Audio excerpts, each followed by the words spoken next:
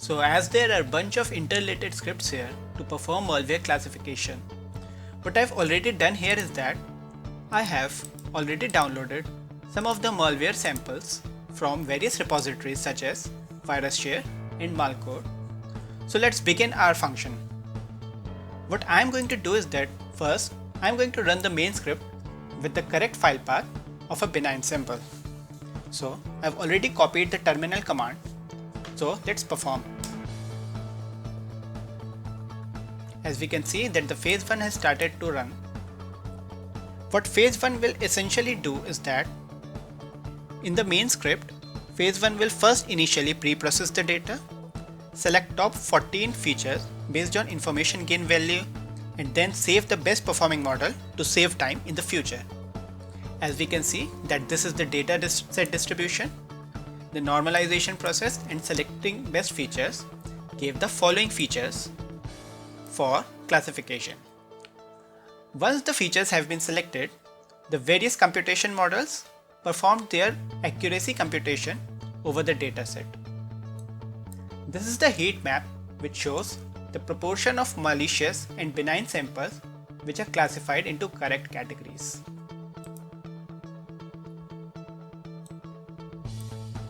As expected, the given sample is benign.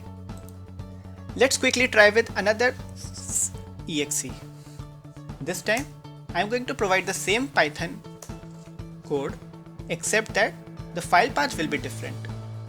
Let's say we have tried with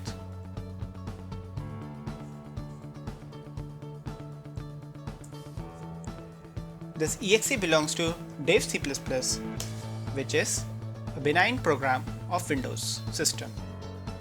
As expected, the model has been trained and it will not run again, and this time the results are quickly obtained because it used the trained model for phase 1.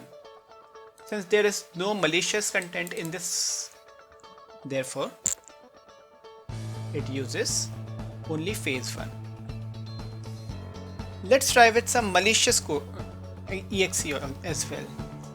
I'm going to provide the same Python terminal code, except this time the file path will be different. Let's say malicious and backdoor. So this given exe is a backdoor family exe, and the name is in the form backdoor and some numbers. These numbers corresponding to the hash value of this exe. So let's run it. In order to save some time, what I've already done here is that I have already trained the model and taken the snapshot to display it here. You can see the model training has been performed successfully. The training takes time, so it could not be performed in the video. As expected, the phase 1 result gives the content to be malicious, and it prompts us to check for malicious family. So let's say yes, we want to check. So while the model loads and take time, let's quickly check what's happening inside phase 2. So phase 2 is using gated recurrent units.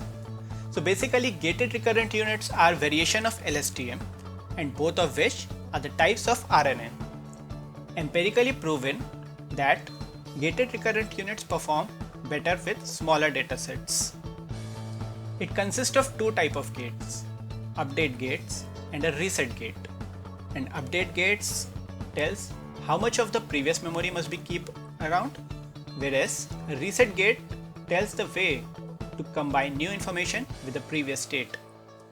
Conventionally, this GRU model uses softmax function in its final output layer, but this work uses SVM for its loss calculation, providing novelty to the work. Here is a little diagram of the GRU cell. We can see that it is using tanh function conventionally, but we have used SVM instead of tanh, which provides novelty to it.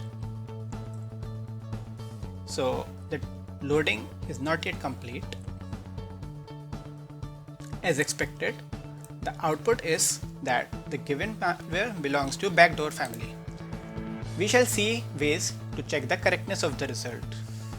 Meanwhile, I have also performed the same experiment on different exe, which of these is a downloader, and the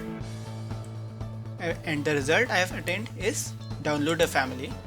Similarly, here's a worms exe with worms and its hash value, and the output is that the given executable belongs to worms family. In order to prove the correctness of the result, I'll show you the results in VirusTotal. Basically, VirusTotal is the most trusted service that analyzes files and URLs of all kind for known malicious content.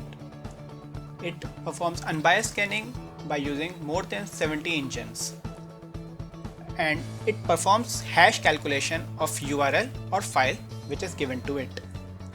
So let's run it. We have VirusTotal opened here. So let's choose the file which we uploaded first, which belonged to LAN Messenger. We go to exe samples, benign, and choose LAN Messenger lmc.exe here. We see it's computing the hash value, and the engine gives that no engine detected this file to be malicious, proving the correctness of our result.